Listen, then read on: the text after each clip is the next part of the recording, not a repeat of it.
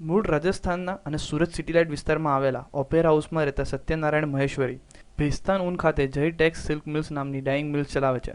તેમને ત્યાં છેલ્લા 5 વર્ષથી દિલીપ સ્વામી નામનો શખ્સ ઉઘરાણી ક્લાર્ક તરીકે કામ કરતો હતો. નોકરીના 5 વર્ષ દરમિયાન દિલીપે માલિક સત્યનારાયણનો વિશ્વાસ જીતી લીધો હતો. જો કે આ જ વિશ્વાસ ગેરફાયદો દિલીપે ઉઠાવ્યો હતો. દિલીપે જુદા જુદા સમયગાળા દરમિયાન મિલની જુદી જુદી પાર્ટીઓ પાસેથી ઉઘરાણી પેટે ₹80 લાખની રકમ બારોબાર સગવેક કરીને નાસી છૂટ્યો હતો.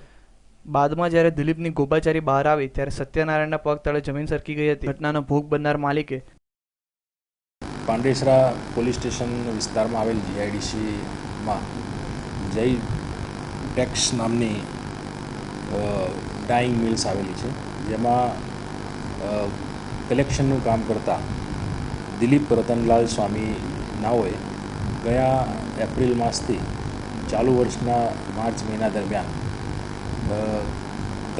પાર્ટી પાસેથી કલેક્ટ કરેલ ચેક પાંડેસરા પોલીસ મથકમાં દિલીપ વિરુદ્ધ ઠગાઈની ફરિયાદ નોંધાવી હતી. જે ફરિયાદના આધારે પોલીસે આરોપી દિલીપની તપાસ શરૂ કરી છે. કેમેરામેન વિરલ વ્યાસ સાથે ચેતન પટેલ, ન્યૂઝ ઓનલાઈન.